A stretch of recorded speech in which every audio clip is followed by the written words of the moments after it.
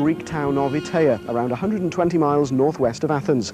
For the next 3 days, it's home to round 7 of the World Rally Championship. For 3 of the last 4 years, the Acropolis Rally's been won by British drivers. After Richard Burns' victory here last year, and his 3 wins so far this year in Kenya, Portugal and Argentina, this is yet another event on which the World Championship leader will begin as favourite. The rally also marked Subaru's 10th anniversary in rallying. No wonder team morale was so high. You would have to say we've got very good reason to be optimistic at the moment. We did, like you say, it's the first event I won last year, and the car's been pretty good in every other similar type of event. So we have to look forward to the event with quite a lot of confidence, but still I think be well aware that it can bite back. It's a tough event and it is very hard, but it's enjoyable as well. You get a good sense of satisfaction when you get a good result at the end of it. This year the crews would have to wear full overalls on the stages, so McRae's teammate was taking advantage of the chance to keep cool. It's always a problem, even with a t-shirt on. It gets pretty warm in the car. Obviously it is going to be worse this year, but there's not a lot we can do about it really. Just drink lots of water and cope with it. It does get very hot inside the car. It gets between 60 and 70 degrees Celsius in the car. So obviously over 3 days and 4 hours inside that car competing at that temperature, you need to be thinking of ourselves as well as the car's performance. So I don't know if we've got a secret weapon, but we've put some thought into that area. Richard still has a good lead. I mean, he can relax a bit if he wants to, but I'm sure he's not going to. I mean, he'll extend his lead when he can, and this is a rally that's going to suit Subaru and Pirelli tyres, and also Richard, so I'm sure he's not going to be settling for second or third. But that would be great for us. Obviously it keeps the interest there, it keeps us close enough to fight for the title. What's going to happen over the next 3 days? All of the drivers are going to get very hot and bothered, and all of the cars are going to get very tired, and at the end the strongest combination will win. It's difficult for the tires and for the suspension of the car, and it's very, very rough roads. But for me it's not so rough as last year, so it's a bit better, so I hope for a good rally. Well, of course it is a little bit some pressure. I try to just do my work as well last weekend, and I have a feeling we have a good chance to win this year. I have been many years, last 3 years I've been quite unlucky. We have been some difficulties and we never won this rally before, and I'm quite pretty sure that we have a good chance to. Alistair, what was the reaction to that point from Argentina? Yeah, obviously for Hyundai it's a real big thing to get a point, and only their 4th rally with the new car is really good. You told me earlier in the year that New Zealand may well be a turning point, so are you looking forward to this one, or do you just wanted to get it out the way with? No, I mean, I'm looking forward to it. We've done some more testing since Argentina. I would say we've found a bit with the car. We obviously need to find more, but we've found a bit with the car, so we'll see how it goes here, then obviously looking forward to New Zealand. The rally may have been based in Itaea, but it started in Athens, with the first day's 5 stages set around the service park in Inoi, 30 miles to the northeast. Championship leaders Richard Burns and Robert Reid duly led the crews off the start ramp, with their great rivals Colin McRae and Nicky Grist running 5th and hoping to benefit from a cleaner surface on the loose stages. But it was the ever-improving package of Marcus Gronholm and his Peugeot 206 that would set the pace on stage 1, just over 2 seconds faster than McRae and nearly 13 up on Burns in just under 13 miles. Impressive stuff.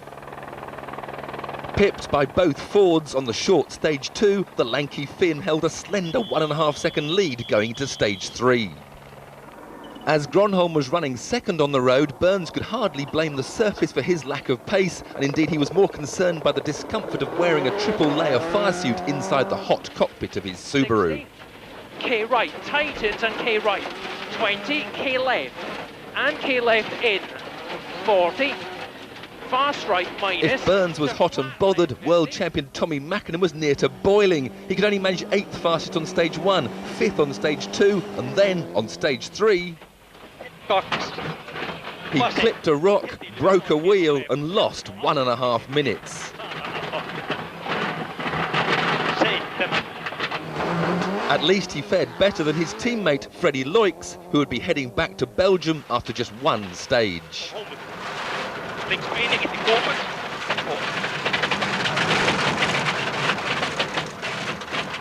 I don't know exactly, because we don't know, but in the middle of the stage we lost something on the suspension, and 200-300 meters later the complete McPherson with the wheel and everything connect off.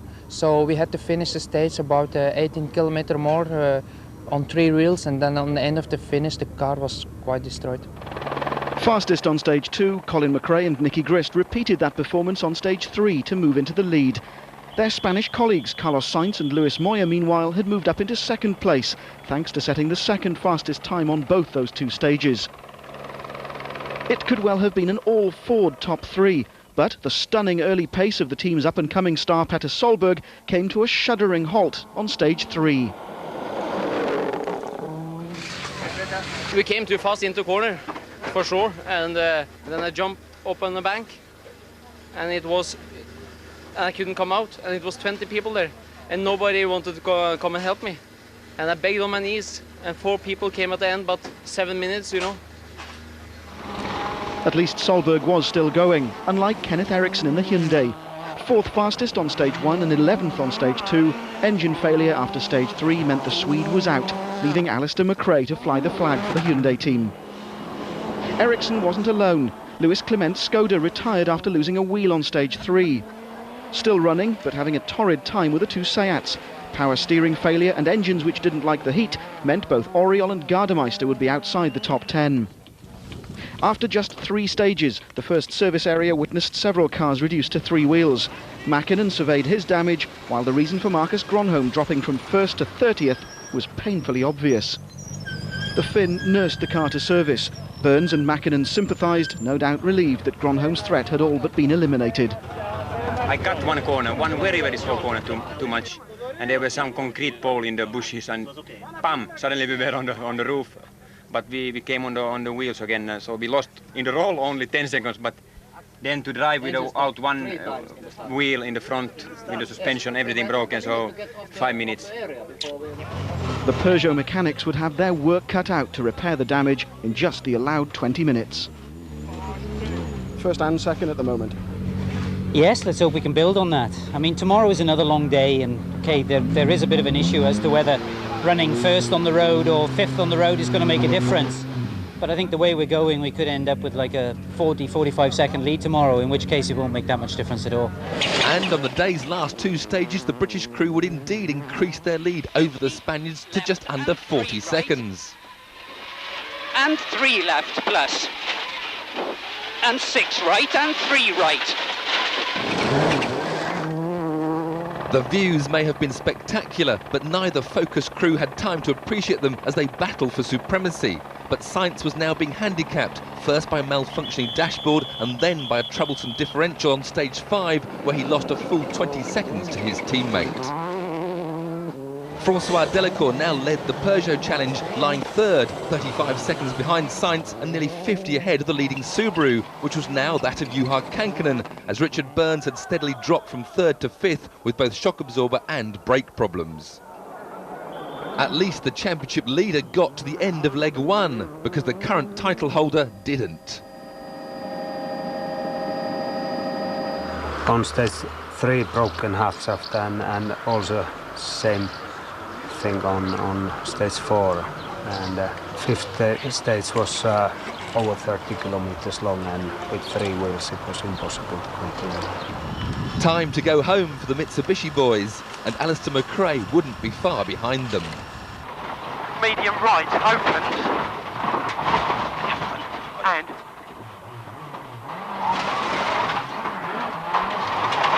something's broken. Medium right, open, and he and David Senior got their Hyundai out of stage 5, but it wasn't going much further. We've had a puncture. I just tell them we broke the front track again. We basically just did the front tyres were wearing more heavily than the rear, and in the last stage it 2 punctures towards the end of the stage, 3Ks from the end, and I drove out on the rims, but it broke the steering, and that was as we got to service, but we were OTL. Big Brother returned to Inouye as leader, with just the advantage his co-driver had wanted. Colin, 38-second lead tonight. It's all going according to plan? Yeah, very much so. There's no problems with the car, thankfully. A couple of punctures earlier on today, but the mousse worked very well and we didn't lose any time at all. The temperatures and that unpopular overalls rule were taking their toll, however. How's Robert? We understand he wasn't very well at the end of the last stage. No, he wasn't. Wasn't very well at all. He passed out with the heat. Is he okay now? It's okay now, yeah. Can anything be done? I hope so. You know, if we're wearing T-shirts in the car, then we're wearing T-shirts for a reason. We're the ones who are in danger inside the car. The reason we have to wear these is for our own safety. And personally, I believe that we're putting ourselves at more risk at the moment wearing these and raising our own temperatures. 38.5 seconds McRae's lead at the end of leg one, with Burns and a recovering Robert Reid already over 2 minutes down in 5th place, and the privately entered Focus of Stephen Findlay, a superb 6th overall. 7 stages made up leg 2, which looped around the service area at Parnassos, about an hour's drive north of Itea. So the Acropolis keeps alive its tradition of being a car breaker. Both Mitsubishis are out, both Hyundais are out, and Subaru and Peugeot have each had problems. It seems Ford were the only team to come out of leg one unscathed, but how long that'll continue is anyone's guess. One good piece of news at the start of leg two is that the rules regarding overalls have been relaxed. Overnight, the stewards had decided to allow the crews to wear whatever they wanted. McRae and Grist were one of the few crews who were happy in the full 3-layer overalls. A slow puncture cost precious seconds on the day's opening stage, but the Focus was quickest on the next, and so the pair's lead was still over 34 seconds. Sainz was second fastest on stage 6, and then third quickest on 7. A helmet fault leaving Lewis Moyer using his headset microphone, their only problem.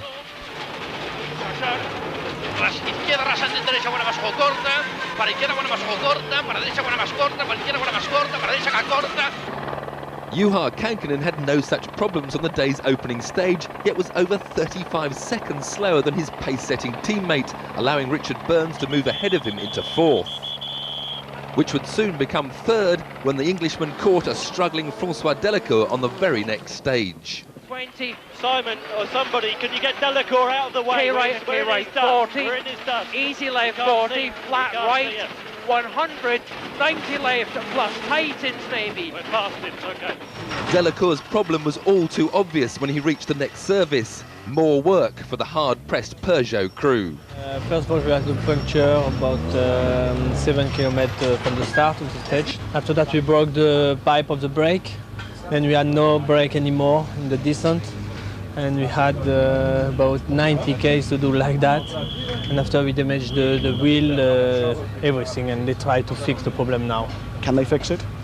I hope so. They had to fix a Subaru as well, as Kankkunen arrived at the service with a hole in the wing where there shouldn't be one, much to Ford boss Malcolm Wilson's amusement. Juha's front suspension had collapsed, and now it was the Subaru mechanic's turn to play Beat the Clock.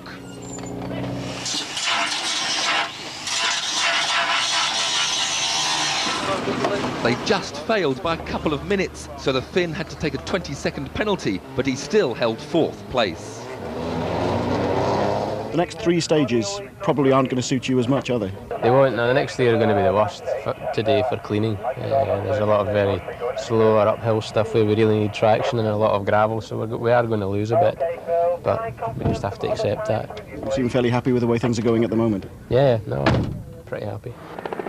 To his surprise, McRae didn't suffer as expected, the 1995 world champion only losing around 1.5 seconds to Sainz over the 3 stages. Thankfully, he didn't lose his concentration either. And left and 3 right plus, opens long, don't cut. Into 5 left, 50. 6 right, 30, 3 right plus tightens, into 2 left. Sainz was faster than his teammate on 2 of the 3, but the gap between the pair was still over 30 seconds, with over half the rally completed. It still seemed that the 2 Fords were unbreakable, shrugging off the worst the rally could throw at them and avoiding the kind of damage that was sidelining the opposition. The latest casualty was Gronholm, who'd recovered to 7th place. Fixed for Timo. Engine. There is no engine anymore, and the left rear wheel is bent in.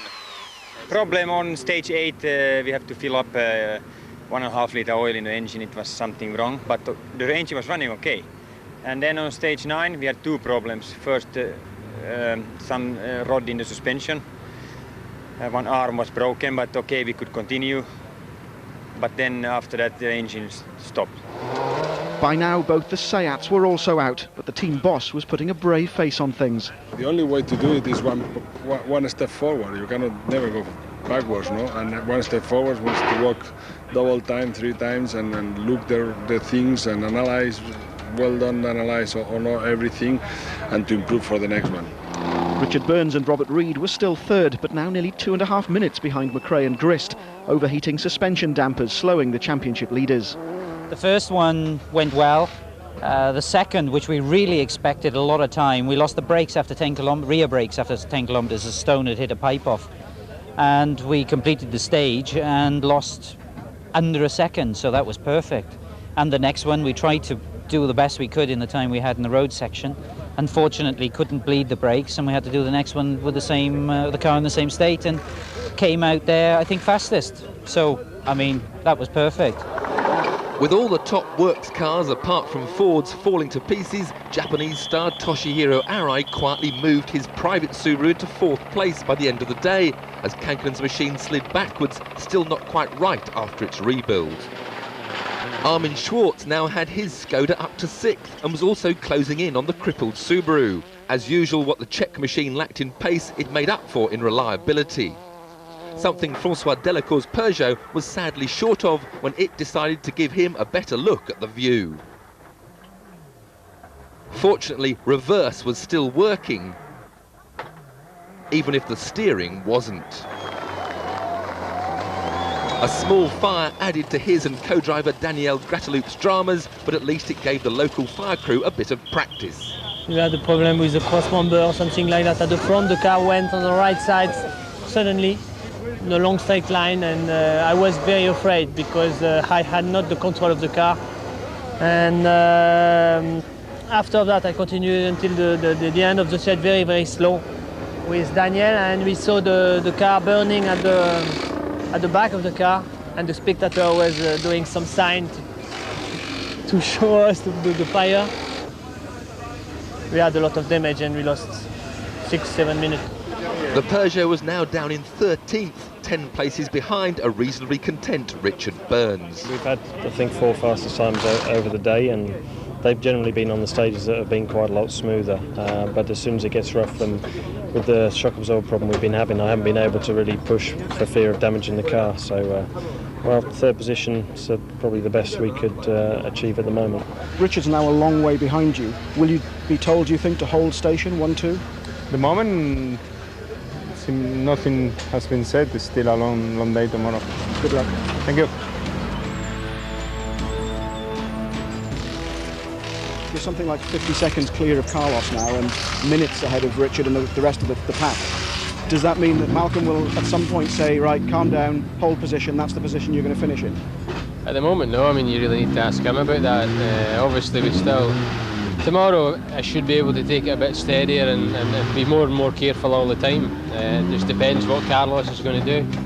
McRae would start the final leg with an advantage of 48.1 seconds over the other Focus driver, while Burns looked to have settled for 3rd. Arai, Kankinen and Schwartz rounded off the top 6. Leg 3 again used the Parnassos service park, while the day's 7 stages consisted of no fewer than 5 repeats. 7:30 Sunday morning, and as the cars leave Itea for the last time, Ollie McRae knows that he's just 7 stages away from taking his 2nd win of the year. However, of the 14 manufacturers' cars which started the rally, we're down to just 6, and who knows what delights leg 3 has in store.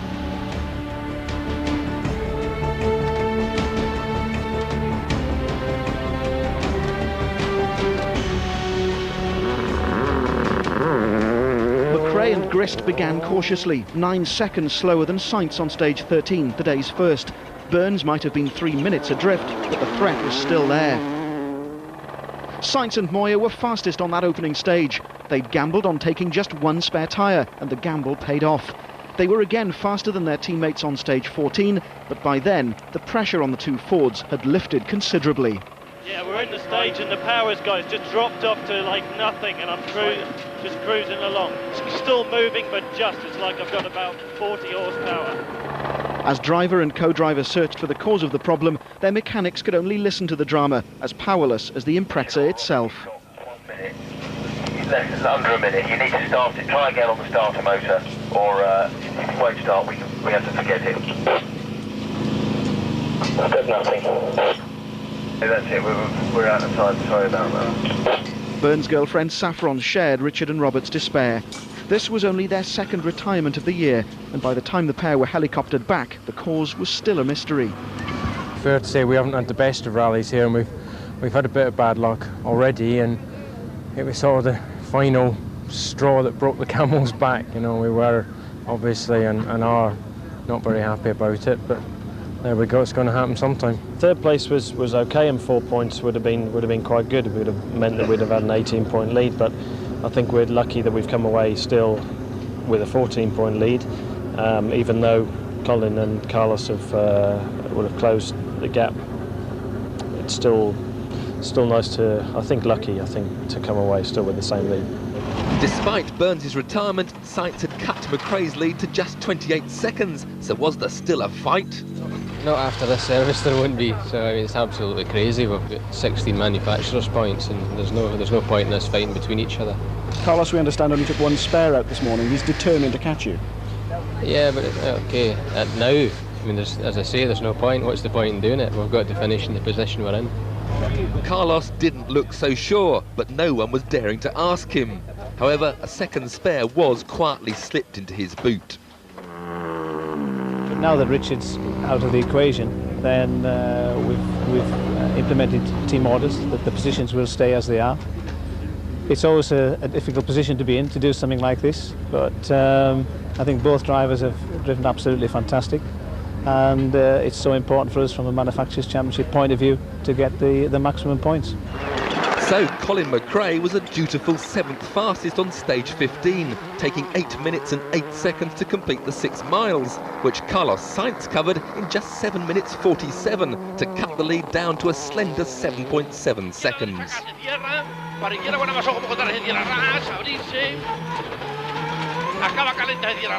Behind all this high drama, Juha Kankkunen quietly moved past Toshihiro Arai and then inherited third when Burns retired. He might be 8 minutes behind, but he was ready to accept any last-minute gifts resulting from Ford's battle, which by stage 17 was led by Carlos Sainz. We've basically driven cautiously to save the car. You know, we've kept a nice pace through these last 3, exactly the same pace throughout, and obviously things have happened. But you look confident. What's going to happen? I don't know. I mean, it's up to the team management. What's going to happen? Nothing. Will you win this rally? No, I don't think so. You know, I'm. At the end of the day, it's the case. It's very clear. The very public disobedience of their orders was infuriating the Ford team management, but there was one crumb of comfort. Petter Solberg was fastest on all but 2 of the final day stages, before transmission failure forced him out at the very last service area. Behind the Ford fiasco, privateer Abdullah Bakashab and British co-driver Bobby Willis brought their Toyota home in 6th place. 5th was the Skoda Octavia of Armin Schwartz and Manfred Heimer, the result lifting the Czech team above Seat in the Manufacturers' Series. 4th was Arai with another British co-driver, Roger Freeman. Juha Kankkunen was then able to finish on the podium, despite the damage incurred on leg 2. 4 points hardly seemed like just reward for the team's efforts, but Kankkunen was happy enough. The question now was what was going to happen at the head of the leaderboard. McRae and Grist were again slower than Sainz and Moya on the penultimate stage, leaving the British pair 1 minute 37 seconds behind the Spaniards going into stage 19.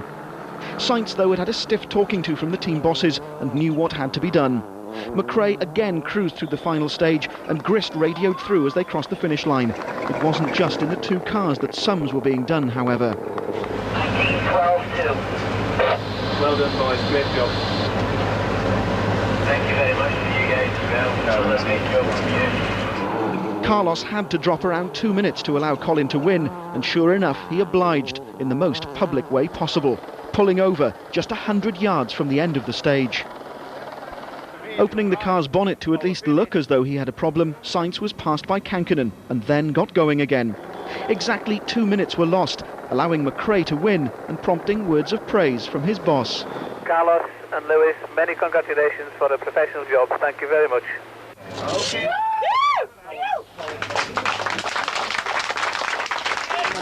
Tellingly, it was Moyer, not Sainz, who congratulated McRae as they waited to check into the last service area. The stewards would later reprimand the team for its behaviour. As far as the issue of team orders is concerned, the FIA had thought they'd banned it. Ford, though, got the result they wanted. Few anxious moments this afternoon? Not really. I mean, the main thing was just to keep the car in the straight and narrow and avoid all the rocks. And we had such a gap behind that it was a fairly easy job. Were you surprised at Carlos's attitude? Yes, a bit. I mean, there was no need really to push that hard. It was putting the car at risk, and you know, the brief was to get 2 cars to the finish. That's what we were doing. Obviously, I'm disappointed a little bit not to be able to fight until the end, especially because I knew that this situation could happen. So we discussed about that beginning of the year, and I thought it was clear that until the end of the season, you know, no team over this will be applied. I'm saying that, of course, if I the end of the year, somebody has to help the other. I think it's normal, but at the moment it must be a fair until the last time control. Felt for me like the winter rally, you know, end of the last stage, because all the problems we had on the first day and yesterday, they were really struggling all the time, and Ford went so strongly without anything. So I mean, difficult to say afterwards. Even without our problems, we maybe couldn't stay in the same speed, but still, third place is very good. Despite the pantomime, the Ford pair still had over 6 minutes in hand ahead of Kankkunen's Subaru, with Arai, Schwartz and Bakashab picking up the remaining drivers' points. Richard Burns may well have kept his 14-point lead intact, but there are now 2 drivers in second place and 2 in fourth, just 1 point further adrift. One more slip and the pack will be snapping at the Englishman's heels. In the manufacturers' table, Ford dramatically closed the gap to Subaru, while the mammoth effort by the Peugeot crew getting Delacour's car home in 9th netted them 2 points and moved them clear of Mitsubishi in 3rd. Ford's 1-2 has put Colin McRae firmly back in contention for the World Drivers' title, but the very public way it was engineered has left a nasty taste in many people's mouths, not least of whom is Mr. Sainz. More seriously, it's also attracted the attention of the sport's governing body. Round 8 of the championship kicks off the second half of the season. The Rally New Zealand is in 5 weeks' time.